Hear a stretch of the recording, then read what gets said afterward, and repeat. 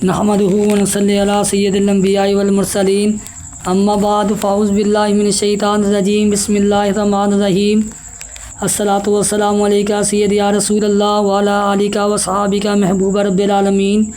آج ہم سیکھنے کی کوشش کریں گے حضرت سیرت ابو بکر صدیق رضی اللہ تعالیٰ عنہ کا اس سے آگے والا ٹاپک۔ حضرت سرور کائنات صلی اللہ علیہ وسلم قباء میں چند روز مقیم رہ کر مدینہ تشریف لائے اور حضرت ابو ایوب انصاری رضی اللہ تعالیٰ عنہ کے ہاں مہمان ہوئے۔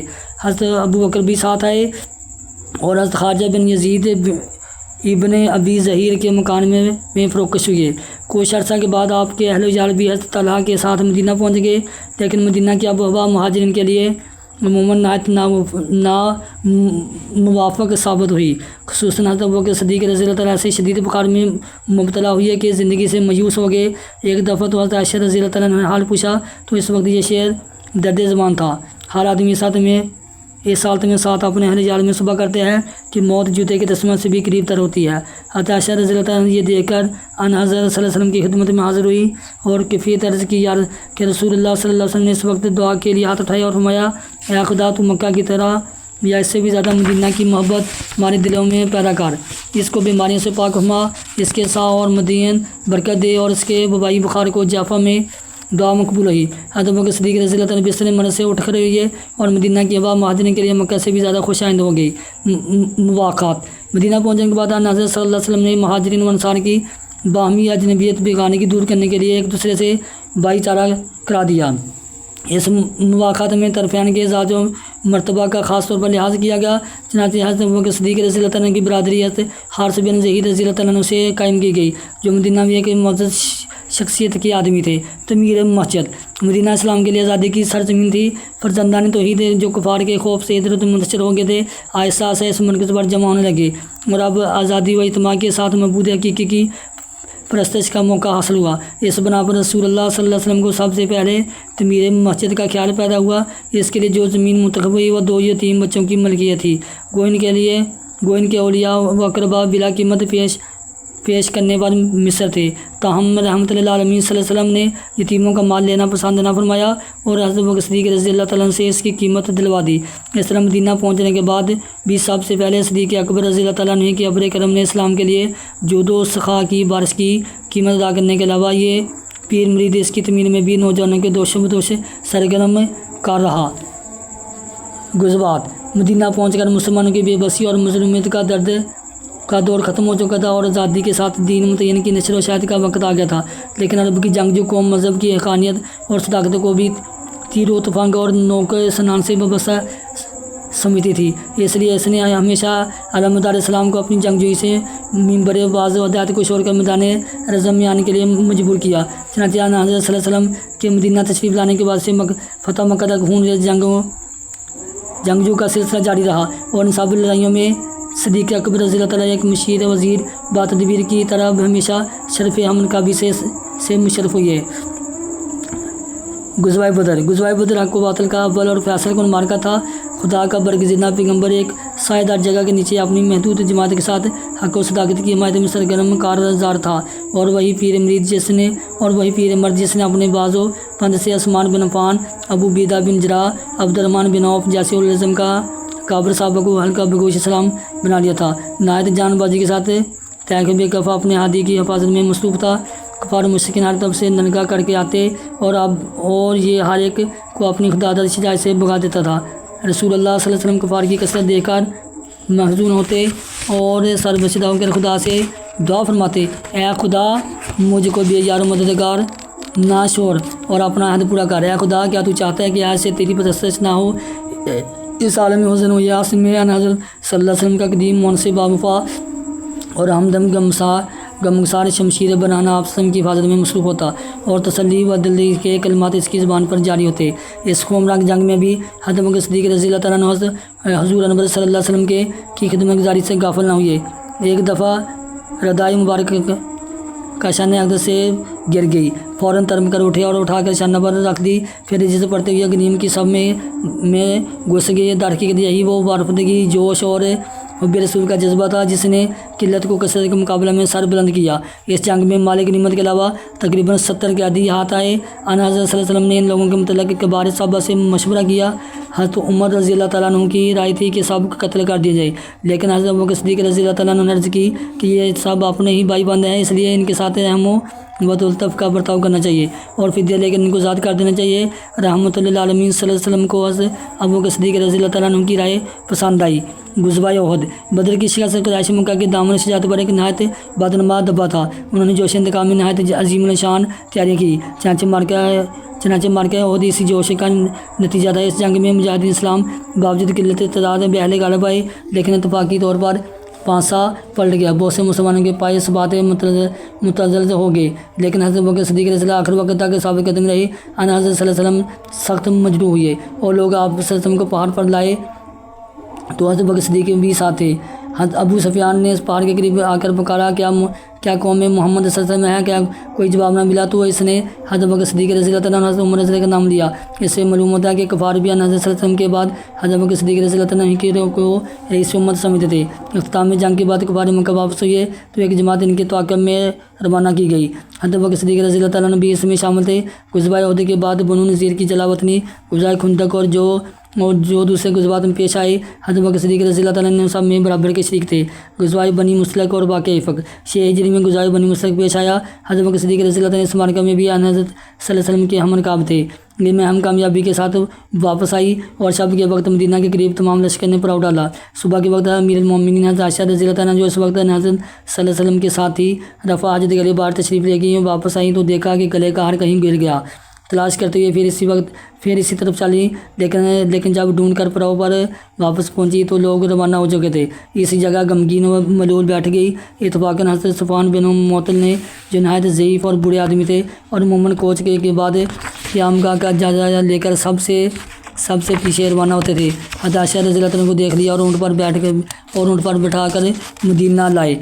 منافقین کی جماعتیں جو مومن اپنی مبتدا پردازی و فتنہ کی ضد سے اسلام میں تفرقہ ڈالنے کی کوشش کرتی رہتی تھی، اس واقعہ کو نہایت مکروہ صورت میں مشترک کیا۔ دوسری طرف حضرت ابوبکر صدیق رضی اللہ تعالیٰ عنہ خود حضرت عائشہ رضی اللہ تعالیٰ عنہ کو بارگاہ نبوت میں جو غیر معمولی سوکھ، تقرب اور اعزاز حاصل تھا، اس لیے بعض مسلمانوں کو بھی مادہ رشک کر دیا تھا۔ چنانچہ انہوں نے بھی اس افطرا میں منافقین کی تائید کی۔ سب سے زیادہ افسوسناک امر یہ تھا کہ حضرت ابوبکر صدیق رضی اللہ تعالیٰ عنہ کا ایک پروردہ نعمت اور عزیز مصطفیٰ بن اساسہ، جس کے وہ اب تک متقبل تھے، اس سازش میں افطرا پردازوں کا آہنگ تھا۔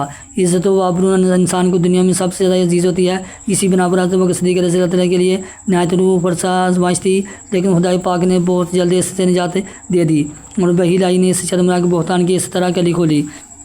جن لوگوں نے حضرت عائشہ پر تہمت لگائی وہ تمہاری ہی جماعت سے ہیں، اس کو تم اپنے لیے شر نہ سمجھو بلکہ وہ تمہارے لیے خیر ہے۔ ان میں ہر شریک گناہ کو بے قدر شرکت سزا ملے گی اور ان میں سے جس نے بہت زیادتی کی ہے اس پر سخت عذاب ہوگا۔ حضرت ابوبکر صدیق رضی اللہ تعالیٰ عنہ اس برات کے بعد مصطفیٰ بن اساسہ کی کفالت سے دستور بردار ہو گئے اور فرمایا، خدا کی قسم اس فتنہ پردازی کے بعد اس کی کفالت نہیں کر سکتا، لیکن جب یہ آیت نازل ہوئی تو ان میں سے بڑے اور صاحب قدرت لوگ رشتہ داروں، مساکین اور مہاجرین فی سبیل اللہ کو مدد نہ دینے کی قسم نہ کھائیں اور چاہیے کہ ان کے قصور معاف کرے اور ان سے درگزر کرے۔ کیا تم یہ نہیں چاہتے کہ اللہ تم کو بخش دے؟ اور اللہ بڑا بخشنے والا رحمت والا ہے۔ تو حضرت ابوبکر صدیق رضی اللہ تعالیٰ عنہ نے کہا، خدا کی قسم میں چاہتا ہوں کہ خدا مجھے بخش دے، اور قسم کھائی کہ ہمیشہ اس کا کفیل رہوں گا۔ واقعہ حدیبیہ، اسی سال یعنی 6 ہجری میں حضرت صلی اللہ علیہ وسلم نے 1400 صحابہ کے ساتھ زیارت کعبہ کا عزم فرمایا۔ جب مکہ کے قریب پہنچے تو خبر ملی کہ قریش مزاحم ہو گئے۔ حضرت صلی اللہ علیہ وسلم نے یہ سن کر صحابہ سے مشورہ طلب کیا۔ حضرت ابوبکر صدیق رضی اللہ تعالیٰ نے عرض کی، یا رسول اللہ صلی اللہ علیہ وسلم، آپ صلی اللہ علیہ وسلم قتل خون ریزی نہیں بلکہ زیارت کعبہ کی کثرت سے روانہ ہوئی ہے، اس لیے تشریف لے چلیے۔ جو کوئی اس راہ میں صدرہ ہوگا ہم اس سے لڑیں گے۔ حضرت صلی اللہ علیہ وسلم نے فرمایا، بسم اللہ چلو۔ غرض آگے بڑھ کر مقام حدیبیہ میں پڑاؤ ڈالا گیا اور طرفین سے مصالحت کی سلسلہ جنبانی شروع ہوئی۔ اسی سلسلہ میں مسئول ہوا کہ حضرت عثمان جو سفیر ہو کر گئے تھے شہید ہو گئے۔ یہ سن کر حضرت صلی اللہ علیہ وسلم نے تمام جانساروں سے جہاد کی بیعت لی۔ یہی وہ بیعت ہے جو طریقہ اسلام میں بیعت رضوان کے نام سے مشہور ہے۔ قریش مکہ ان تیاریوں سے خوفزدہ ہو کر کچھ نرم پڑ گئے اور مصالحت کے خیال سے عروہ بن مسعود کو سفیر بنا کر بھیجا۔ اس نے حضرت صلی اللہ علیہ وسلم سے گفتگو کرتے ہوئے کہا، محمد، خدا کی قسم میں تمہارے ساتھ ایسے چہرے اور مخلوط آدمی دیکھتا ہوں کہ وقت پڑے گا تو وہ سب تم کو چھوڑ کر الگ ہو جائیں گے۔ اس جملہ نے جانساروں نے رسول کے دلوں پر نشتر کا کام کیا۔ حضرت ابوبکر صدیق رضی اللہ تعالیٰ جیسے حلیم طبع بزرگ نے برہم ہو کر کہا کہ ہم رسول اللہ صلی اللہ علیہ وسلم کو چھوڑ کر بھاگ جائیں گے عروہ نے انجان بن کر پوچھا یہ کون ہے؟ ان لوگوں نے کہا ابو بکر رضی اللہ عنہ نے اس نے مخاطب ہو کر کہا کہ قسم ہے اس ذات کی جس کے ہاتھ میں میری جان ہے، اگر میں تمہارا زیر بار احسان نہ ہوتا تو تمہیں نہایت سخت جواب دیتا۔ حدیبیہ میں جو مادہ طے پایا وہ بازار کفار کے حق میں زیادہ مفید تھا۔ اس بنا پر حضرت عمر رضی اللہ عنہ کو نہایت اضطراب ہوا اور حضرت ابوبکر صدیق رضی اللہ عنہ سے کہا کہ کفار سے اس قدر دب کر کیوں صلح کی جاتی ہے؟ حضرت ابوبکر صدیق رضی اللہ عنہ محرم میں سارے نبوت فرمایا حضرت صلی اللہ علیہ وسلم خدا کے رسول ہیں، اس لیے آپ اس کی نافرمانی نہیں کر سکتے اور وہ ہر وقت آپ کا معین و ناصر ہے۔ اس مادہ کے بعد قریش مکہ سے گو نا اطمینان ہوا تو 7 ہجری میں خیبر پر فوج کشی ہوئی۔ پہلے حضرت ابوبکر صدیق رضی اللہ عنہ سے فیصلہ تھے، لیکن در حقیقت یہ کارنامہ حضرت علی رضی اللہ عنہ کے لیے مقدر ہو چکا تھا، چنانچہ خیبر انہیں کے ہاتھ میں مفت ہوا اور حضرت ابوبکر صدیق اسی سال ماہ شعبان میں بنی کلاب کی سرکوبی کے لیے مامور ہوئے۔ وہاں سے کامیابی کے ساتھ واپس آئے تو بنو فزارہ کی تنبیہ کے لیے ایک جماعت کے ساتھ روانہ کیا گئے اور بہت سے قیادی اور مالک غنیمت کے ساتھ واپس آئے۔ قریش مکہ کے عادی شکنی کے بعد 8 ہجری میں رسول اللہ صلی اللہ علیہ وسلم نے 10,000 کی جماعت سے مکہ کا قصد فرمایا اور فاتح جاہ جلال سے مکہ میں داخل ہوئے۔ حضرت ابوبکر صدیق رضی اللہ عنہ بھی ہمراہ تھے۔ مکہ پہنچ کر آپ نے والد ابو قحافہ عثمان بن عامر کو دربار نبوت میں پیش کیا۔ حضرت صلی اللہ علیہ وسلم نے نہایت شفقت کے ساتھ ان کے سینہ پر ہاتھ پھیر کر نور ایمان سے مشرف فرمایا۔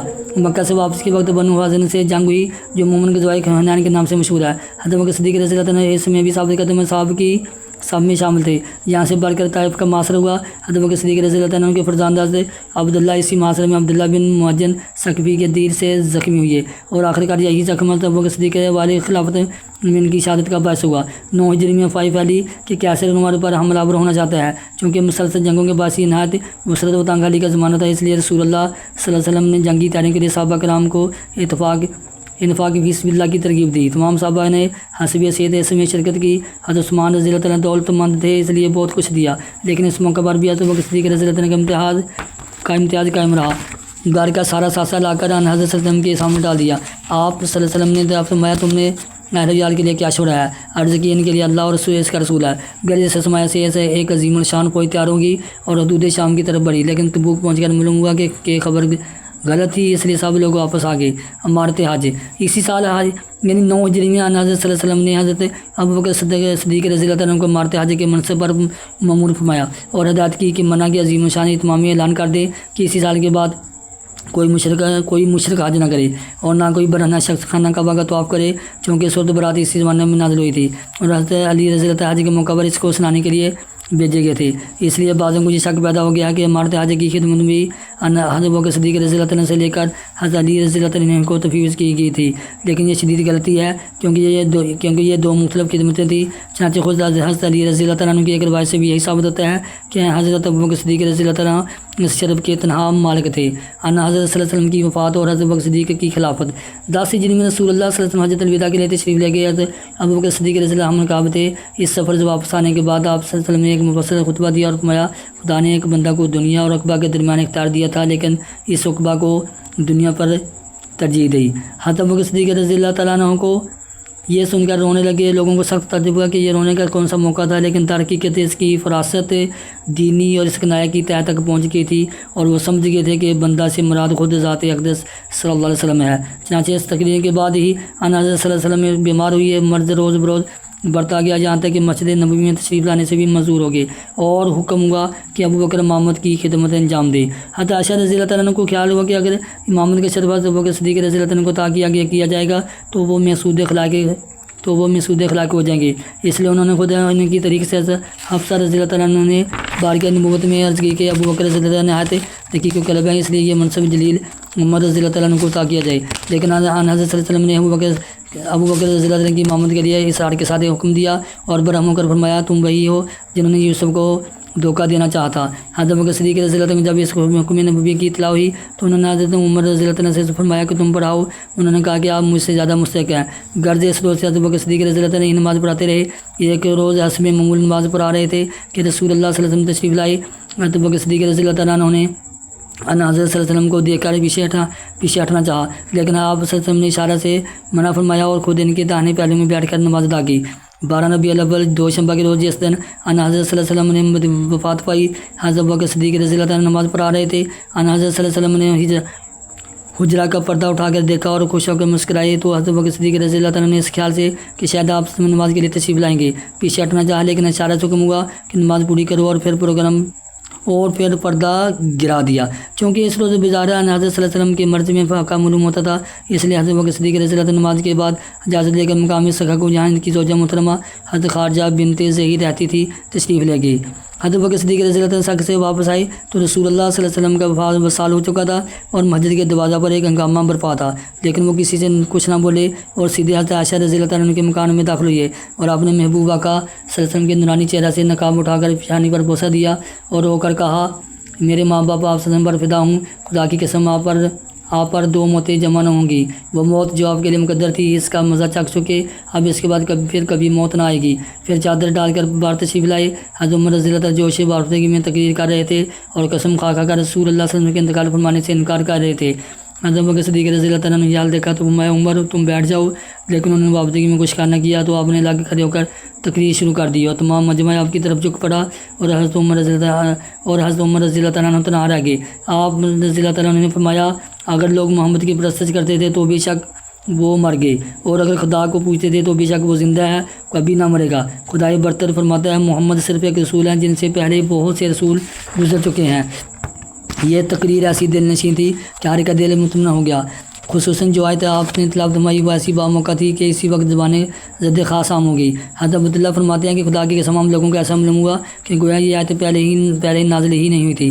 ثقیفہ بنی سعدہ، رسول اللہ صلی اللہ علیہ وسلم کے انتقال کی خبر مشہور ہوتے ہی منافقین کی سازش سے مدینہ میں خلافت کا فتنہ اٹھ کھڑا ہوا اور انسان نے ثقیفہ بنی سعدہ میں مجتمع ہو کر خلافت کی بیعت دی۔ مہاجرین کو خبر ہوئی کہ وہ بھی مجتمع ہوئے اور معاملہ اس حد تک پہنچ گیا کہ اگر حضرت بکر صدیق رضی اللہ عنہ اور حضرت عمر فاروق رضی اللہ عنہ کو وقت پر اطلاع نہ ہو جاتی تو مہاجرین انصار جو رسول اللہ صلی اللہ علیہ وسلم کی زندگی میں بائی کی طرح رہتے تھے باہم دستہ گردان ہو جاتے اور اس طرح اسلام کا چراغ ہمیشہ کے لیے گل ہو جاتا، لیکن خدا کو توحید کی روشنی سے تمام عالم کو منور کرنا تھا، اس لیے اس نے آسمان اسلام پر ابوبکر عمر جیسے مہر و ماہ پیدا کر دیے تھے جنہوں نے اپنی عقل و سیاست کی روشنی سے ابکے اسلام کی عظمت اور طریقوں کو کافر کر دیا۔ حضرت بکر صدیق رضی اللہ عنہ عمر رضی اللہ عنہ کو ساتھ دیے ہوئے ثقیفہ بنی سعدہ پہنچے۔ انسان نے دعویٰ کیا کہ ایک امیر ہمارا ہو اور ایک تمہارا۔ ظاہر ہے کہ اس دو عملی کا نتیجہ کیا ہوتا ہے؟ ممکن تھا کہ مسلم خلافت مشکل طور پر صرف انصار ہی کے سپرد کر دیا تھی، لیکن دقت یہ تھی کہ قبائل عرب خصوصاً قریشین کے سامنے گردنیں تائت خم نہیں کر سکتے تھے۔ پھر انصار میں بھی دو گروہ تھے، اوس اور خزرج، اور ان میں باہمی اتفاق نہ تھا۔ غرض ان دقتوں کو پیش نظر رکھ کر حضرت بکر صدیق رضی اللہ عنہ نے کہا، عمرہ ہماری جماعت سے ہیں اور وزراء تمہاری جماعت سے۔ اس پر حضرت خباب بن منذر رضی انصاری بول اٹھے، نہیں خدا کی قسم نہیں، ایک امیر ہمارا ہو اور ایک تمہارا۔ حضرت بکر صدیق رضی اللہ عنہ نے یہ جوش خروش دیکھا تو نرمی آشتی کے ساتھ انصاری کے فضائل محسن کا اعتراف کر کے فرمایا، صاحبوں مجھے آپ کے محسن سے انکار نہیں، لیکن تحقیقت تمام عرب قریش کے سوا کسی کی حکومت تسلیم ہی نہیں کر سکتا۔ پھر مہاجرین اپنے تقدم اسلام اور رسول اللہ صلی اللہ علیہ وسلم سے خاندانی تعلقات کے باعث نسبت ناب سے زیادہ استحقاق رکھتے ہیں۔ یہ دیکھو ابو عبیدہ بن جراح اور عمر بن خطاب موجود ہیں، ان میں سے جس کے ہاتھ پر چاہو بیعت کر لو۔ لیکن حضرت عمر رضی اللہ عنہ نے پیش دستی کر کے خود حضرت بکر رضی اللہ عنہ کے ہاتھ میں ہاتھ دے دیا اور کہا، نہیں بلکہ ہم آپ کے ہاتھ میں بیعت کرتے ہیں، کیونکہ آپ ہمارے سردار اور ہم لوگوں میں سب سے بہترین اور رسول اللہ صلی اللہ علیہ وسلم کے اور آپ کو سب سے زیادہ عزیز رکھتے تھے۔ چنانچہ اس مجمع میں حضرت بکر صدیق رضی اللہ عنہ سے زیادہ کوئی بااثر بزرگ اور مورن نہ تھا، اس لیے سنخاب کو سب نے اس سے احسان کی نگاہ سے دیکھا اور تمام خلقت بیعت کے لیے ٹوٹ پڑی۔ اس طرح یہ اٹھتا ہوا طوفان دفتر رک گیا اور لوگ رسول اللہ صلی اللہ علیہ وسلم کی تہذیب و تکریم میں مشغول ہوئے۔ اس پر سے فارغ ہونے کے بعد دوسرے روز مسجد میں بیعت عامہ ہوئی اور حضرت بکر صدیق رضی اللہ عنہ نے منبر پر بیٹھ کر ان الفاظ میں اپنے آئندہ طرز عمل کی تزیع فرمائی، صاحبوں میں تم پر حاکم مقرر کیا گیا ہوں، حالانکہ میں تم لوگوں میں سب سے بہتر نہیں ہوں۔ اگر میں اچھا کام کروں تو میری احانت کرو، اگر برائی کی طرف جاؤں تو مجھے سدا کرو۔ صدق مانتا ہے اور کذب خیانت ہے۔ انشاءاللہ تمہارا ضعیف فرد بھی میرے نزدیک کبھی ہے، جہاں تک کہ میں اس کا حق واپس دلا دوں انشاءاللہ تعالیٰ، اور تمہارا کبھی فرد بھی میرے نزدیک ضعیف ہے، جہاں تک میں اس سے دوسروں کو حق دلا دوں۔ جو قوم جہاد فی سبیل اللہ چھوڑ دیتی ہے اس کو خدا ذلیل خوار کر دیتا ہے، اور جس قوم میں بدکاری عام ہو جاتی ہے اور خدا اس کی مصیبتوں کو بھی عام کر دیتا ہے۔ میں خدا اور اس کے رسول کی اطاعت کروں تو میری اطاعت کرو، لیکن جب خدا اور اس کے رسول کی نافرمانی کرو تو تم پر اطاعت نہیں۔ اچھا نماز کے لیے کھڑے ہو جاؤ، خدا تم پر رحم کرے۔ حضرت علی رضی اللہ عنہ کی بیعت، وہ تمام مسلمانوں نے حضرت ابو بکر صدیق رضی اللہ عنہ پر بیعت کر لی اور باقاعدہ مسند خلافت پر متمکن ہو گئے۔ تاہم حضرت علی رضی اللہ عنہ کے ساتھ بعض دوسرے صحابہ نے کچھ دنوں تک بیعت میں تاخیر کی۔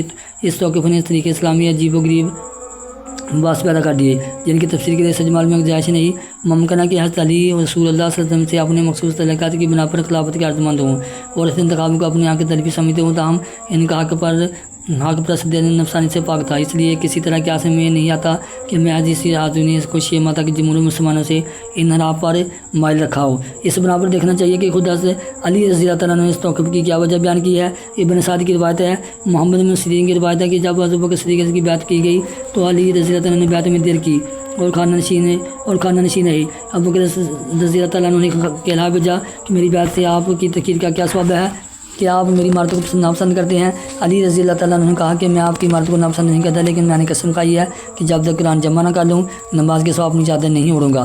اس روایت سے صاف ظاہر ہوتا ہے کہ بیعت میں دیر ہو جانے کی حقیقی وجہ کیا تھی۔ ایک وجہ یہ بھی ہو سکتی ہے کہ باغ فتق اور مسئلہ وراثت کے جھگڑوں نے، جس کا تذکرہ آئے گا، خلیفہ اول کی طرف سے حضرت فاطمہ رضی اللہ تعالیٰ کے دل میں کس قدر ملال پیدا کر دیا تھا، اس لیے ممکن ہے کہ حضرت علی رضی اللہ تعالیٰ نے محض ان کے خاص خاطر سے بیعت میں دیر کی ہو۔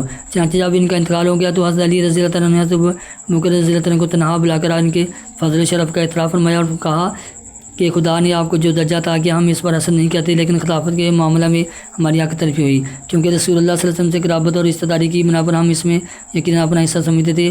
حضرت علی رضی اللہ تعالیٰ نے اس کو کچھ انداز سے کہا کہ خلیفہ اول کی آنکھوں سے آنسو جاری ہوں گے اور جواب دیا، قسم ہے اس ذات کی جس کے ہاتھ میں میری جان ہے کہ میں اپنے رشتہ داروں سے رسول اللہ صلی اللہ علیہ وسلم کے رشتہ داروں کو زیادہ عزیز رکھتا ہوں۔ رہا حضرت صلی اللہ علیہ وسلم کی متبقع جائیداد کا جھگڑا، تو اس میں نے رسول اللہ صلی اللہ علیہ وسلم کے درج عمل سے سرموئی ناف نہیں کیا۔ عرض اس طرح دوستانہ شکوہ سنجید سے دونوں کا آئینہ دل صاف ہو گیا اور بعد نماز ظہر حضرت بکر صدیق رضی اللہ تعالیٰ نے مجمع میں حضرت علی رضی اللہ تعالیٰ کی طرف حضرت خواہی کی اور حضرت علی رضی اللہ تعالیٰ نے شاندار الفاظ میں ان کے فضل و شرف کا اعتراف کیا۔ خلافت حضرت بکر صدیق رضی اللہ تعالیٰ کو مسئلہ رائے خلافت ہوتے ہی اپنے سامنے صعوبات، مشکلات اور خطرات کا ایک بار نظر آنے لگا۔ ایک طرف جھوٹے مدعین نبوت اٹھ کھڑے ہوئے تھے، دوسری طرف مرتدین اسلام کی ایک جماعت علم میں بغاوت بلند کی ہوئی تھی۔ منکرین زکوٰۃ نے علیحدہ شور سے برپا کر رکھی تھی۔ ان دشواریوں کے ساتھ اسامہ بن زید رضی اللہ تعالیٰ کی مہم بھی درپیش تھی، جن کو حضرت صلی اللہ علیہ وسلم نے اپنی حاجات ہی میں شام پر حملہ آور ہونے کا حکم دیا تھا۔ اس مہم کے متعلق صحابہ کرام رضی اللہ تعالیٰ نے رائے دی کہ اسے متبع کرنے کے پہلے مرتدین و کذاب مدعیان نبوت کا قلعہ کما کیا جائے، لیکن خلیفہ اول کی طبیعت نے گوارا نہ کیا کہ ارادت نبی اور رسالت مآب صلی اللہ علیہ وسلم معرض التوا میں پڑ جائے، اور جو علم رسول اللہ صلی اللہ علیہ وسلم نے ماں سے روم کے مقابلہ کے لیے بلند کیا گیا تھا، اس کو کسی دوسری جانور کو دی جائے۔ چنانچہ آپ نے برہم ہو کر فرمایا، خدا کی قسم اگر مدینہ اس طرح آدمیوں سے خالی ہو جائے کہ درندے آ کر میری ٹانگ کھینچنے لگے، جب بھی میں اس مہم کو روک نہیں سکتا۔ اسامہ بن زید رضی اللہ تعالیٰ عنہ والی مہم۔ غرض خلیفہ اول نے خطرات و مشکلات کے باوجود اسامہ رضی اللہ تعالیٰ عنہ کو روانگی کا حکم دے دیا اور خود دور تک پیادہ بامشیت کر کے ان کو نہایت زرعی ہدایتیں فرمائی۔ چنانچہ اسامہ رضی اللہ تعالیٰ گھوڑے پر سوار تھے اور جانشین رسول پیادہ پا گھوڑے کے ساتھ دوڑ رہا تھا، اس لیے انہوں نے تزیماً عرض کی، یا جانشین رسول، خدا کی قسم آپ گھوڑے پر سوار ہوں لے ورنہ میں بھی اترتا ہوں۔ بولے، اس میں کیا مذاق ہے اگر میں تھوڑی دیر تک راہ خدا میں اپنا پاؤں غبار آلود کر دوں۔ غازی کے ہر قدم کے عوض 700 نیکیاں لکھی جاتی ہیں۔ حضرت اسامہ رضی اللہ تعالیٰ کی مہم میں رخصت ہو کر حدود شام میں پہنچی اور اپنا مقصد پورا کر کے زید کا انتقام لے کر نہایت کامیابی کے ساتھ 40 دن میں واپس آئی۔ حضرت بکر صدیق رضی اللہ تعالیٰ نے صحابہ کرام کے ساتھ مدینہ سے باہر نکل کر نہایت جوش و مسرت سے ان کا استقبال فرمایا۔ مدائن نبوت کا قلعہ کما۔ سربر کائنات صلی اللہ علیہ وسلم کی زندگی میں بعض مدائن نبوت پیدا ہو چکے تھے، چنانچہ مسلمہ کذاب نے 10 ہجری میں نبوت کا دعویٰ کیا تھا اور حضرت صلی اللہ علیہ وسلم کے لکھا تھا کہ میں آپ کے ساتھ نبوت میں شریک ہوں، نصف دنیا آپ کی ہے اور نصف میری۔ سربر کائنات صلی اللہ علیہ وسلم نے اس کا جواب دیا تھا، محمد رسول اللہ صلی اللہ علیہ وسلم کی طرف سے مسلمہ کذاب کو اما بعد دنیا خدا کی ہے اور وہ اپنے بندوں میں سے جس کو چاہے گا اس کا وارث بنائے گا اور انجام پرہیزگاروں کے لیے ہے۔ لیکن حضرت صلی اللہ علیہ وسلم کے بعد اور بھی بہت سے مدائن نبوت پیدا ہو گئے تھے اور روز بروز ان کی قوت بڑھتی جاتی تھی۔ چنانچہ طلحہ بن خبیلۃ نے اپنے اطراف میں علم نبوت کا بلند کیا تھا۔ بنو غطفان اس کی مدد پر تھے اور عینہ بن حسن فزاری ان کا سردار تھا۔ اسی طرح اسد حنسی نے یمن میں اور مسلمہ بن حبیب نے یمامہ میں نبوت کا دعویٰ کیا تھا۔ مرد و مرد ایسا مرض عام ہو گیا تھا کہ عورتوں کے سر میں بھی نبوت کا سودا سما گیا تھا۔ چنانچہ سجا بنت حارثہ تمیمہ نے نہایت زور و جوش کے ساتھ نبوت کا دعویٰ کیا تھا اور رشید بن قیاس ان کا اس کا دائی خاص تھا۔ سجا نے آخر میں اپنی قوت مضبوط کرنے کے لیے مسلمہ سے شادی کر لی تھی اور یہ مرض وبا کی طرح تمام عرب میں پھیل گیا تھا۔ اس کے انسداد کی نہایت سخت ضرورت تھی۔ اس بنا پر حضرت بکر صدیق رضی اللہ تعالیٰ نے خاص طور پر ان کی طرف توجہ کی اور صحابہ کرام سے مشورہ کیا کہ اس میں ہم کے لیے کون شخص زیادہ موزوں ہوگا۔ حضرت علی رضی اللہ عنہ کا نام لیا گیا، لیکن وہ اس وقت تمام تعلقات دنیاوی سے کنارہ کش تھے، اس لیے قرآن انتخاب خالد بن ولید رضی اللہ عنہ کا نام نکلا۔ چنانچہ وہ 11 ہجری میں صابر بن قیاس انصاری رضی اللہ عنہ کے ساتھ مہاجرین انصار کی ایک جماعت لے کر مدانی نبوت کے سارے قبیلے کے لیے روانہ ہوئے۔ حضرت خالد بن ولید رضی اللہ عنہ نے سب سے پہلے طلحہ کی جماعت پر حملہ کر کے اس کے متبر کو قتل کیا اور رینیہ بن حسن کو گرفتار کر کے 30 قیدیوں کے ساتھ مدینہ روانہ کیا، اور رینیہ بن حسن نے مدینہ پہنچ کر اسلام قبول کر لیا، لیکن طلحہ شام کی طرف بھاگ گیا اور وہاں سے عذر خواہی کے طور پر 2 شیر لے کر بھیجے اور تجدید اسلام کر کے حلقہ مومنین میں داخل ہو گیا۔ صدق اللہ العظیم۔